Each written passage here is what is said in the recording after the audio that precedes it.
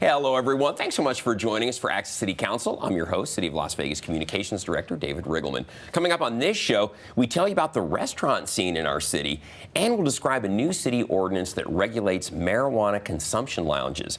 Here to talk about these topics and a whole lot more is the councilwoman who represents Ward 4. You know who it is. It's Francis Allen-Palenske. Thanks for being here, Councilwoman. Great to have you back on the program. Getting to be an old veteran at this is like what your second show now. So, well, welcome back. It's good to have you here. You've hit the ground running in Ward 4. How's it going so far? Oh, it feels good. It's comfortable. We're getting into a good routine. You are. You've been very busy. You and your staff, great staff, out in the community a lot, doing a lot of things. It's like you've been an old pro at this. It's what it's all about, educating and passing the communication message to everybody in the city. I think your time former legislator, obviously helpful in understanding how ordinances, bills work their way through the system and how the whole process works. So, and you know the community well, too. So. Been around a long time. All right. Councilwoman represents Ward 4, as we mentioned. If you're not exactly sure where that's located, well, don't sweat it. We're going to show you right here on the map. Ward 4 is part of the great Northwest area of the city of Las Vegas. If you live in that area appropriately enough with the 4 on it, then you are in the city limits of the city of Las Vegas. And, of course, if you're a resident out there, you are now represented on the city council by Francis Allen-Palenske, who was sworn in back on December 7th. So, yeah. Time flies when you're having fun, Councilwoman. Absolutely. Well, speaking of fun, I'm really excited about this first segment. We have with us today Philip Tzeng. He's joining us to tell us about the restaurant scene here in Las Vegas. Philip is one of the most prominent food-focused social media influencers in Las Vegas. In other words, Councilwoman, these are the people who know what's going on out there and know the good places to try. So we're excited to have him on. You know, Councilwoman and Philip, it's great to have you on the program. We're honored to have you here. We were saying this before we went on the air. When I first moved to Las Vegas 35 years ago or so, we were known for 99-cent shrimp cocktail and buffets, and that was kind of the extent of our culinary. We had some nice places, but not like today. It's a whole different scene.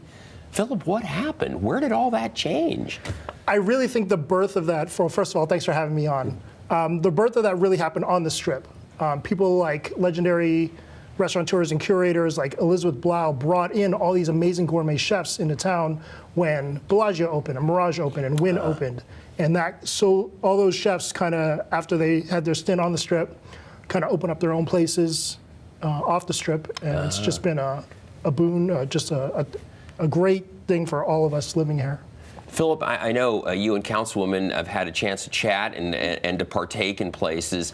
Now, one of the places they've moved off Strip, Councilwoman, is downtown, right? Absolutely. Like the Golden Gate Diner used to be the place to go. Yeah. Where now you have a place like Circa with great restaurants like Barry's and 8 East and just Latai down the street. So many great options. Those are both great places, by the way, that you just mentioned. So. Can't forget Esther's. And Esther's and Carson Kitchen, yeah. And it's amazing because a few years ago, downtown had none of those offerings, yeah. Yeah, you think about Carson 10 years ago. I mean, I wouldn't even want to walk down the street with $20 in my wallet. Right. And now, thanks to Kerry Simon, all those pioneers who had the vision to be there and are still there, have really made the place flourish. Okay, well, and then out in Councilwoman's neck of the woods, a little farther out into the Northwest, good places out there too. It is suburbia, but we do have options. Absolutely, and you know what, Councilwoman, you were talking about this before we went on the air as well, a real diverse choice of menus now. That didn't really exist so many years ago. Yeah, a lot of transplants from LA, a lot of great brands, local brands in town, making their second or third location in Centennial Ward 4, and it's just been amazing to see. Yeah. Pretty cool. All right, Philip. So now we're going to get down to brass tacks. So secrets out there. What are your spots that get your social media high rankings here? Well, if anyone's seen my account, basically my account's built on lobster and crab completely. So there's a lot of great places. Legends Oyster Bar, which was my new restaurant of the year a couple of years ago, right over on Desert Inn and Fort Apache. It's amazing. Further up, you got Sushi Hirayoshi, which is one of the best omakase restaurants in town. No social media presence at all. It's just a husband and wife working there 6 days a Interesting. week. And then up north, there's a lot of great places, but my favorite is probably Metro Pizza. Chris Decker, who's one of the best pizza artists in town, is there basically every single day. In Ward 4 location. Yeah, in Ward That's 4, where- exactly. Up there on Sky Point doing some of the best pizzas around. And if I can make the trek over there, I will. But You know, it's, and it's kind of a Metro, slog. that company, that family has been operating in Las Vegas even Many from years. back when I got here, and it's been great all these years. All that time later. So that's really awesome. So, Philip, as far as your opinion of, so who are the up and comers out there? Who are the people that you see kind of they're going to be the next big thing? As far as the chefs, I mean, and maybe their restaurants. The next big up-and-coming thing with everything going on is more of a casual yet gourmet style experience. I think that's what people want. They don't want to have to dress up in a suit and tie to go someplace. They still want great gourmet food and in a more casual atmosphere if they can. Some of the places I liken to like wearing Versace sweats, if I make that comparison, because Athleisure. yeah, totally. You know, that makes sense. I think that's so accurate, is people want a great food experience, but they don't want to have to go, exactly get all Full face decked of out. makeup, Maybe yeah. get go through all the hoops that you got to get to, maybe one of the high-end places, perhaps even on the Strip. Maybe it's a time issue too. People Yeah. don't dedicate 2.5 hours to a meal Right, anymore. right. They want to get in and out in 50 minutes. Yeah, a shining example of that right now would be Dewanbury. It's a cloud kitchen concept where they're doing super high-end sushi.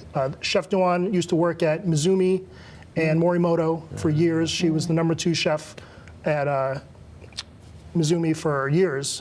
And she's just doing her own high-end thing now because there aren't that many amazing spots for sushi in Summerlin yet.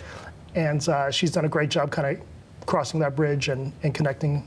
So, folks, do you want hear sushi. that? Do you hear that? If you're thinking about a business location for a sushi place, listen to Philip. Totally. He knows what he's talking about here, and you're going to have plenty of business. Philip, let me ask you this. How did you get into this, and how did you develop the following that you have? Because it's significant now. And tell us a little bit about that.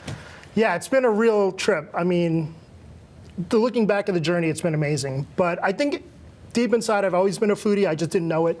And when I finally moved to Vegas, I had a swing shift job, so I was constantly searching for places that were open after 11 p.m. Late night. Yes. Well, you're in the right city for that, Totally.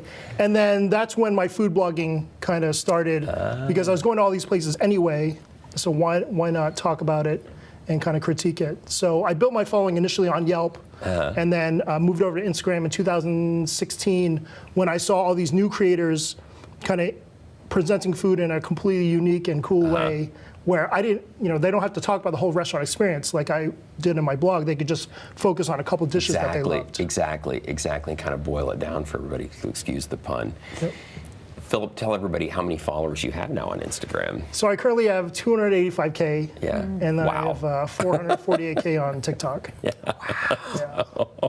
Not bad. Not bad. And how long have you been on TikTok? It can't be that much. It can't be that long. It's not been around that long. Yeah, I started TikTok before the pandemic, maybe around 2019. TikTok was actually paying creators like me to post on TikTok. Oh. You can believe that.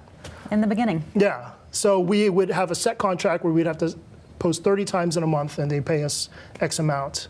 And back then, nobody cared about TikTok until the pandemic. Yeah, and now. Amazing. Critical mass. So, Councilwoman, you follow Philip. How did you stumble onto his post? So, where did you learn about it? I like food too, and it may be the algorithm. It probably was fed to me Yeah, initially. it's like, and then, exactly. That's one thing about TikTok. Hey, you like this? We're going to show you this, and this. Right. So, Totally. yeah, very good.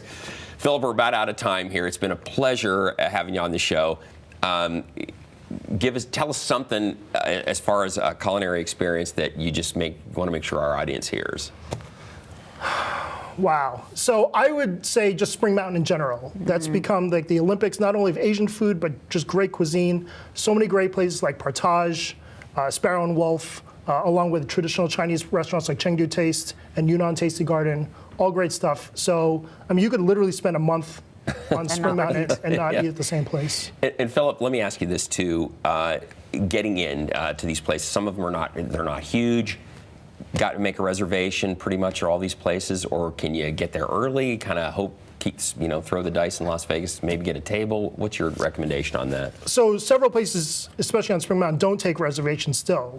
It's just a waiting list. A lot of them, unfortunately, use Yelp wait list now for a lot of them, so go on their Yelp profile and then sign into there. Otherwise, yeah, go super early before they open. Great tip, great tip. Philip, pleasure to have you on the show. You want to tell everybody your handle if they'd like to follow you? Sure, yeah. Follow me at Las Vegas Phil, F-I-L-L, because PHI was taken by the Philharmonic. Oh, of course it was. And yeah, on all the channels, YouTube, TikTok, and Instagram. All right, and you'll learn about all the great places to eat. Councilwoman, God, I'm getting hungry. We should have brought something for you. Yeah, exactly. Philip, next time, bring some stuff. Let's do it. We'll do a mukbang. So we make sure that you're right. Yes, we'll all eat here We'll put some soju in the mugs. It'll be great. No one will know. I love it. I love that idea. Next show? Yeah, okay, very good. Sold. Okay. Philip, thank you so much. We need to take a short break, but when we come back, we're not just blowing smoke. We're going to bring you up to speed on the city's regulations surrounding marijuana consumption lounges. A lot of discussion there. That's next, so please stay with us. You made your house a reality. Homeschooling yourself on loans, color-coding listings, and flushing every toilet in a 20-mile radius. If you can ace house hunting, you can do it for retirement. Get on track with tips at aceyourretirement.org. Welcome back, everyone. Switching gears for our second segment now, we have Seth Floyd, director of the city's Community Development Department, with us. He's here to discuss the new cannabis lounge bill that recently passed by the City Council about 2 weeks ago or so. Councilwoman, a lot of discussion, a lot of media attention on this. First of all, Seth, thank you so much for being with us. Thanks, David. Councilwoman, I know this has been a hot topic of discussion over the last several days, for sure. And a lot of staff work. Yeah. Input and your workshop with anyone interested, stakeholders. Yeah. A lot of effort. A lot of participation in that. That was done online virtually as well, so which made it very easy for people to access and be a part of. Yeah, it was, David. In fact, we've been doing a lot of that since the pandemic. We've really learned how to use that technology to engage the public in better ways, and we get more participation because of it. Seth, help everybody understand. A lot of confusion about what the council's action has done, what it doesn't do, and how it compares with the county. It's a little bit different here and there. Can you get into it? Give us kind of the high level. Overall, what does the council's action do? Yeah, so what it does, back the last legislative session, the state said, hey, we want to allow consumption lounges. They put that to all the local jurisdictions to see who wanted to do it, and a few of them did. Here in Southern Nevada, only Clark County and the city opted in, so to speak. And we said, yeah, we're going to get into this space and we're going to adopt some regulations. The city actually had been a leader in this. We had some regulations going back a couple years prior. Go into that a little bit, Seth. We actually were ahead of the curve, but then the state said, you know what, we need to kind of firm up our regs before we turn the local municipalities loose. Yeah, that's exactly right. We had passed a bill regulating what we called then social use venues. And the state said, well, hang on, we've got some rules we want to put in place first. And they did that, and we hit the pause button. Coming out of the last legislative session, they're now called cannabis consumption lounges. Right. And so we've been lengthy process, took quite a bit of time, almost a year, to get those regulations in place, engaging a lot of different stakeholders. But David, to your question, the rules, there are about 15 of them that got licenses for the city of Las Vegas, 5 at current adult use retail locations, and then 10 independent lounges, 7 of which are social equity applicants. And they can start applying actually as of last week. And the council passed their bill. It does a few things, authorizes these lounges.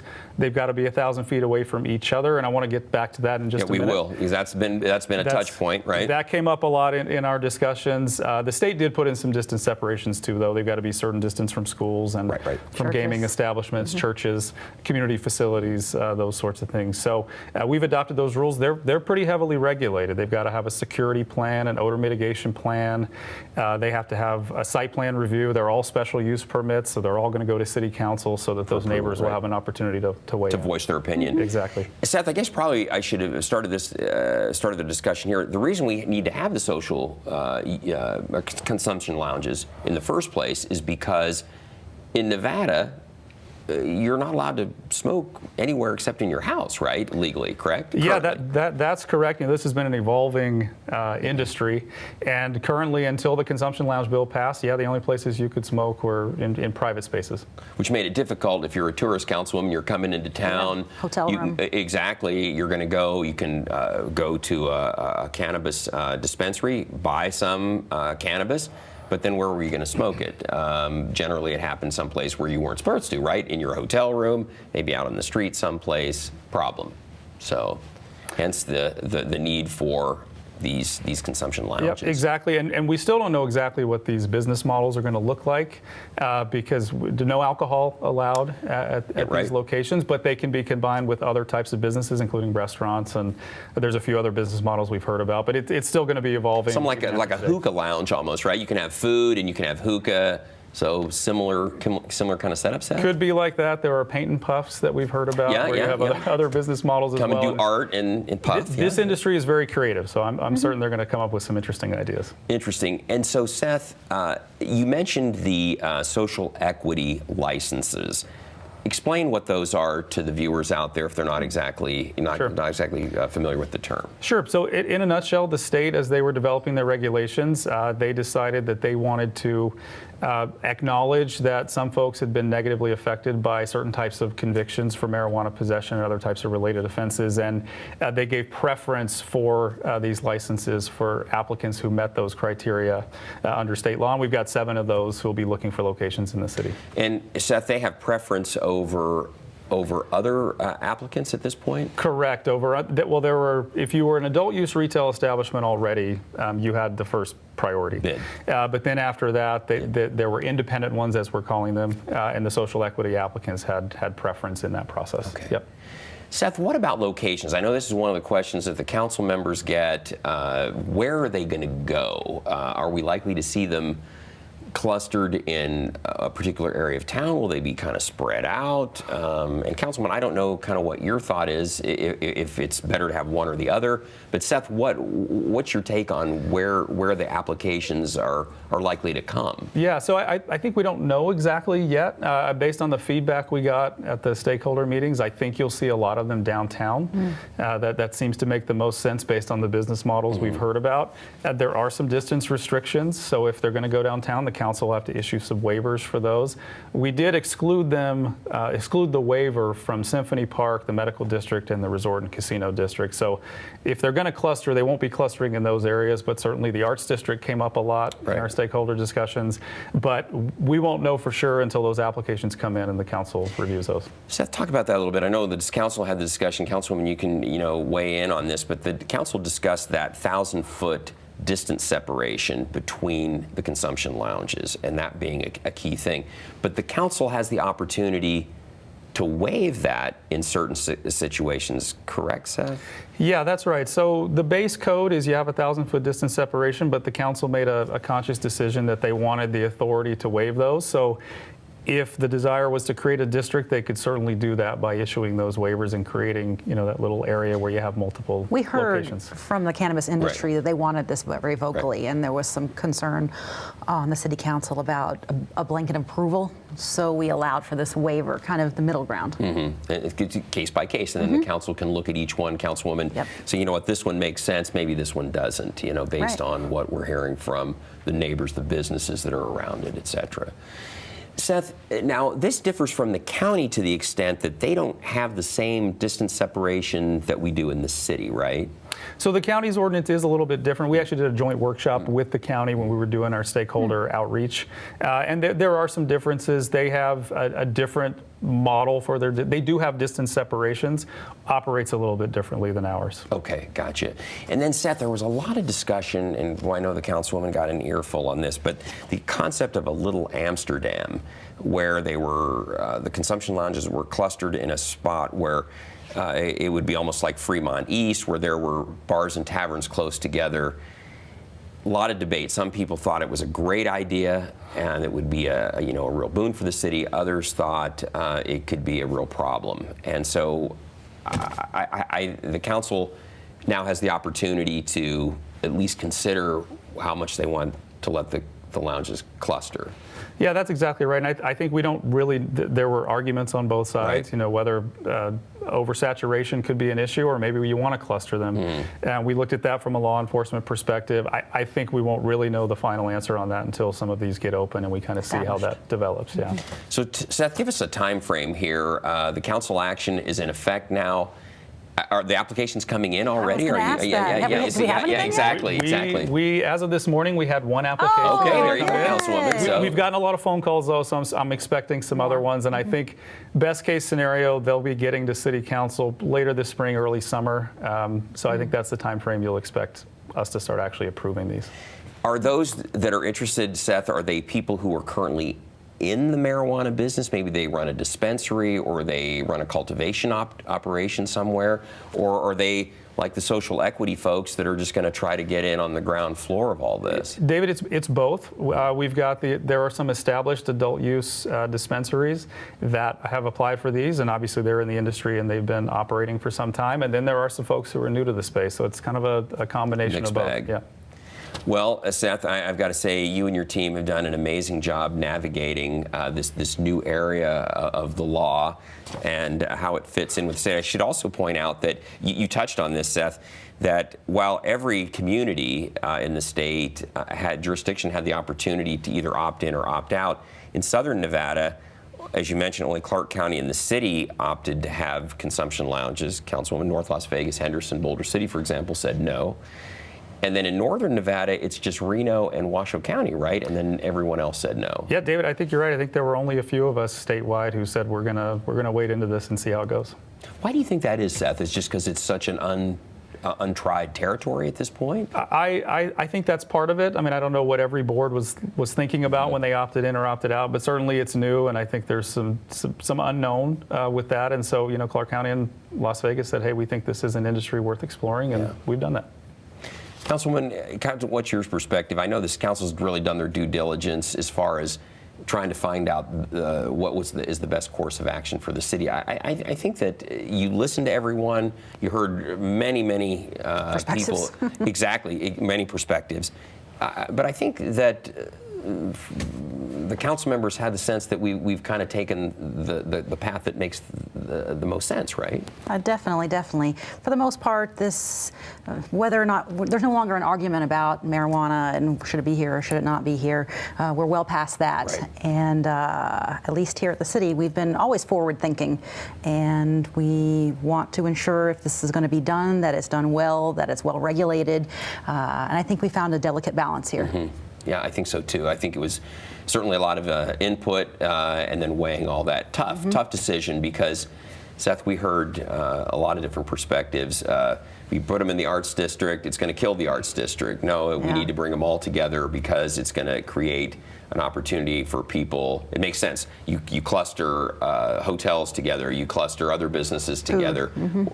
Exactly. Why not do that for consumption lounges? Yeah, and I think the key is the council has adopted an ordinance that gives them the flexibility to explore that. And if it turns out that's working, they can do more of it. If it's not, we can scale back, and we've got the flexibility within the ordinance to adjust. Seth, is there anybody out there, and Councilwoman, I don't know, maybe you're aware of this too, is there another community in the country that's kind of going through this, or that's maybe out a little farther? It seemed like when we legalized recreational use of marijuana in Nevada, other states, Colorado, it seemed like in the Northwest were more in the forefront, and we could learn from some of what worked and what didn't work for them. Do we have anybody that we can kind of observe and piggyback on at this point? Yeah, so whenever we've developed ordinances around cannabis, even going back to our original medical, we've looked at a few other states. You mentioned Colorado and Washington State, Oregon was early on. California has caught up a bit. So we looked at those states to get ideas. It's still, even in those places, it's still new, and we're still gathering data and trying to figure out what best practices are. But we certainly look to those states. In fact, I think we had a team go to Arizona a couple of years ago to take a look at some of what they were doing. So we try to keep an eye on what's going on in our sister states. Councilwoman, let me ask you, as far as that goes, do you feel like Nevada can be a leader in kind of setting the stage for this? Particularly the lounges are in their infancy. Right. So we made this as flexible as possible for for the short term and the long term. And I think that you'll see this industry continue to flourish here in Nevada. Right now, or traditionally, gaming has been number one, Right. and mining in Nevada has been number two. But I bet in the next 5 years, maybe less, you'll see cannabis surpass mining for the number two spot. Councilwoman, I think too, one of the things when it was legalized here in Nevada, and Seth, you can certainly weigh in too, there were a lot of fear about enforcement and law enforcement issues, and we just hadn't really seen any of that develop as was feared. I think initially, it's been managed and regulated. I think better than some of the critics thought. At least that was my take. Yeah, and we've talked, we meet with our Metro partners. They were certainly a stakeholder in this bill, and they're still analyzing their data. An article in the newspaper just came out recently talking about fatalities from intoxicated drivers, and Metro's been a partner with us in trying to develop training plans. The state, the CCB, is working on that right now. So I think that's still developing, but certainly we're trying to stay ahead of that and make sure these places are safe. Exactly, and I think that'll be a tough thing, for drunk driving. Breathalyzer tests, blood alcohol tests are commonplace and accurate. A little more difficult when you're trying to determine whether a driver who's been smoking marijuana is intoxicated or not, and what their level is. A lot tougher to determine. Speaking of regulation, Seth, and this will be kind of our final thought, the city fully prepared to go and regulate these lounges as they come into being, correct? Yeah, we're ready. We were very careful in rolling out this ordinance to make sure we had thought of as many things as we possibly could. And we keep an eye. We have team members of ours who are paying attention to what the CCB is doing, and we adapt to everything. So yeah, we're ready. We're as ready as we're going to be to go, and we've thought of as much as we can. And I should point out that Seth's team is the team that regulates. Seth's people are the people that go out and actually enforce the code on this. So good luck to you on that. Seth, great to have you on the program. Thanks, Congratulations. Definitely one of the hardest working guys. Yeah, he is. And Seth is an attorney by trade. Also started off at the city in planning. Got his law degree, and then went into the city's attorney's office, and then we pulled him back into planning again. So, because you're good at it, Seth, Thanks, David. you know what you're doing. I have a great team. You do. Well, great to have you on the show. Look forward to updates as this moves forward. Councilwoman, it's going to be exciting. We see, especially to see where the lounges end up down the road too. So, all right. Well, Seth, great to have you here. Yeah. Councilwoman, we'll have you back obviously in 6 weeks with another update from Ward 4. And folks, we always want to hear from you out there, so if there's something that you'd like to share with Councilwoman Palenske, you can find her on Facebook and Twitter. You can also contact her by picking up the phone. We still have those around here, 702-229-6405, or send her an email. Her address is fpalenske@lasvegasnevada.gov, and she, one of her great staff, will get right back to you. You got Adam, you got Shannon, and Miss Brenda. And Brenda, absolutely. And they do a great job keeping track of the many calls that you get. So, well, Councilwoman, thank you so much again. We'll have you back in 6 weeks. David. Seth, good luck to you. Thanks, Great David. to have you on the show, and we'll talk to you down the road. I'm sure everybody will be picking your brain on how's this all going. We're going to be busy. Yeah, Thank you. That's very good. And folks, don't miss our next show beginning on March 23rd with Ward 2 City Councilwoman Victoria Seaman. You can now catch all of our KCLV shows on Apple TV, Roku, and Amazon Fire. Also, watch for our QR code after this show to subscribe to our newsletter. And don't forget, you can watch us live on the internet at kclv.tv. Thanks for watching, everyone. We'll see you next time around.